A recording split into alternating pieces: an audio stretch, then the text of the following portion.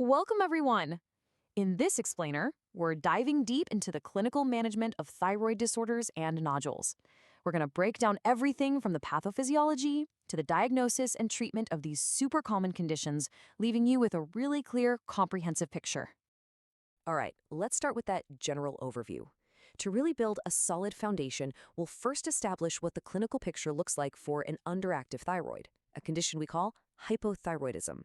This iceberg analogy, it's just a fantastic way to visualize hypothyroidism. Up at the top, you've got the definition, a low level of the active thyroid hormone free T4, while TSH, the stimulating hormone, is either normal or high. Now look at the tip of that iceberg. Those are the visible symptoms a patient might come in with. The classic signs of a slowing metabolism, things like feeling cold all the time, constipation, fatigue, and weight gain. But the real danger, the stuff you really have to watch out for, is often lurking below the surface. These are the hidden systemic effects that can easily be missed, like cardiovascular issues, including diastolic hypertension, or metabolic problems like hyperlipidemia, which you'll see in over half of uncorrected cases. This is exactly why the clinical pearl on the right is so important. If a patient shows up with unexplained hyponatremia, an elevated CPK, or high cholesterol, you've got to have hypothyroidism on your list of possibilities. It's a great reminder to always look deeper. Okay, so we've seen what hypothyroidism looks like. Now let's get into the why. In this next section, we're going to dig into the root causes and then go over the standard ways we treat it. This diagram here really lays out where the problem can start. We can classify hypothyroidism based on where the failure is happening. Way up at the top, you've got tertiary failure. That's a problem in the hypothalamus. One step down, secondary failure, which starts in the pituitary. Together, those two are called central failure, and honestly, they're pretty rare. The vast majority of cases are primary hypothyroidism, which means the problem is right in the thyroid gland itself, and the most common cause, by a long shot, is Hashimoto's thyroiditis. This is an autoimmune condition where the body makes antibodies against thyroid peroxidase, or TPO, basically attacking its own gland. Of course, there are other causes too, like iatrogenic ones, think previous surgery or radioactive iodine, and even iodine deficiency. It's also worth remembering there can be transient causes that just resolve on their own. So, how do we screen for this and manage it? Well, guidelines from the ATA and AAC suggest measuring TSH, that's the thyroid stimulating hormone, starting at age 35, and then checking it every 5 years. Of course, high-risk groups, like people with a goiter or a history of other autoimmune diseases, need to be checked more often. The standard of care for treatment is levothyroxine, which is just synthetic T4. And for primary cases, the whole goal is to get that TSH back to normal. Now, the graph on the right is absolutely key for understanding the treatment. It shows that levothyroxine has a half-life of about 7 days. Because it takes about 5 half-lives to reach a steady state in the body, we have to wait a full 6 weeks after starting or changing a dose before we retest. That waiting period is so crucial to accurately see the medication's true effect. We spent a good amount of time on the underactive thyroid. Now, let's pivot to the complete opposite end of the spectrum. In our third section, we're going to examine thyrotoxicosis, that hypermetabolic state, and its number one cause, Graves' disease. So thyrotoxicosis is, simply put, a state of too much thyroid hormone. This just sends the body's metabolism into overdrive, as you can see in the central illustration, with things like a racing heart, tremors, and a goiter. The table on the right really breaks down the clinical picture. First up are the symptoms, what the patient actually feels. Anxiety, palpitations, can't stand the heat, and losing weight even though they're eating a ton. Next are the signs. This is what you'd find on an exam. Things tachycardia, a fine tremor, warm skin, and that classic finding called lid lag. Finally, and this is so important, are the long-term risks.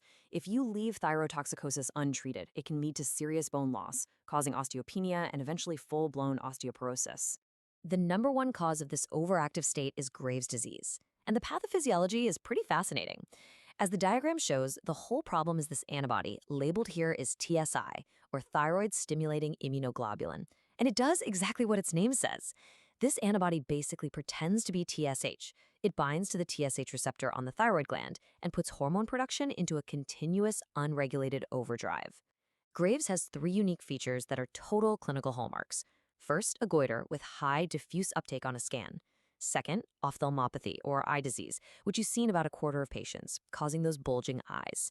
And third is dermopathy, a rare skin condition called pretibial myxedema that has this distinct orange peel texture.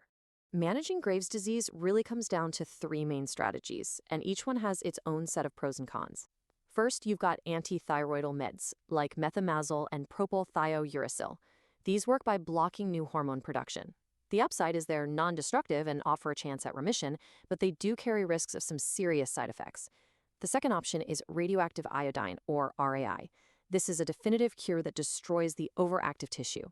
It's actually the preferred method here in the US, but it results in permanent hypothyroidism and can make any eye disease worse. The third choice is surgery, a thyroidectomy. This gives you a really rapid cure, which is great for large goiters, but it's invasive, has surgical risks, and also leads to permanent hypothyroidism. Let's take a closer look at this Graves' ophthalmopathy because it's a big deal. The illustration on the left gives you a really stark comparison. In the affected eye, you can clearly see how the muscles behind the eyeball get enlarged. This is what pushes the eye forward and can even compress the optic nerve. That's what causes the classic findings of proptosis, double vision, and redness. Management usually starts conservatively with things like lubrication, but it can escalate to IV steroids or even surgery. And this brings us to that critical note at the bottom. Radioactive iodine treatment can actually make active eye disease worse. This is an absolutely crucial consideration when you're deciding on the best therapy for a patient with Graves'. Okay, so we've covered the most common causes of hypo and hyperthyroidism. Now, in our fourth section, let's broaden our view a bit and explore some of the other, more complex causes of thyroid dysfunction that can be a real challenge to diagnose and manage. These scan images show us other causes of hyperthyroidism. Now, unlike Graves', toxicadenoma and multinodulargoiter are caused by these autonomous nodules that are just doing their own thing, not listening to TSH. The scans make the difference totally obvious. On the left, you see Graves' with that diffuse uptake across the entire gland. In the middle, toxic adenoma is just a single hot nodule lighting up while the rest of the gland is suppressed. And on the right, multinodular goiter has multiple hotspots. And here's the key clinical takeaway for treatment. While meds don't really work for these, radioactive iodine offers a really elegant solution. It's like a smart bomb. It preferentially targets and destroys only the hot, overactive nodules, sparing all the healthy, suppressed thyroid tissue around them. It's pretty cool. This table is a fantastic tool for telling the causes of thyrotoxicosis apart. Let's just walk through the key differentiators. For Graves' disease, the cause is antibody stimulation, so your RAI uptake is high and antibodies are positive. For a toxic adenoma, it's an autonomous nodule, so RAI uptake is high but focal, and antibodies are negative. Now look at subacutethyroiditis. Here, the cause is destructive leakage of stored hormone. That means the gland isn't making new hormones, so RAI uptake is super low, and it can be painful. And finally, if someone is just taking exogenous hormone, the gland is completely shut down, so uptake is low, and there's no pain. See? A few key tests can really help you pinpoint the exact diagnosis. Now let's talk about a real clinical curveball, the drug amiodarone. This is a unique drug that is just loaded with iodine, and as you can see, it can push the thyroid in two completely opposite directions. It's pretty wild. On one hand, it can cause hypothyroidism. That huge iodine load triggers something called the Wolff-Chaikoff effect, which actually shuts down hormone synthesis. But then, on the other hand, it can cause hyperthyroidism through two different mechanisms. Type 1 happens when all that extra iodine fuels new hormone production in an already abnormal gland. Type 2 is a destructive thyroiditis, where the drug itself damages thyroid cells, causing them to leak out all their stored hormone. This graph perfectly illustrates the classic three-phase journey of subacute thyroiditis. It's all caused by inflammation that leads to hormone leakage. Let's just trace the curve. The first phase is thyrotoxic, and it lasts a couple of months. This is when all that stored hormone is leaking out, so RAI uptake is low. Then, as those stores get depleted, the patient enters the second, hypothyroid phase. Hormone levels dip below normal. And finally, as the gland heals over the next several months, the patient enters the third phase, returning to a normal euthyroid state. It's a really predictable, self-limiting course. Here we have a condition you'll see in critically ill patients called euthyroid 6 syndrome. It's really an adaptation to severe illness, not a true thyroid problem. The key step, as the flowchart shows, is the inhibition of an enzyme that converts T4 to the more active T3. This creates a very specific pattern in the labs. TSH is often normal or low, T3 is low, that's the hallmark, and an inactive form called reverse T3 is high.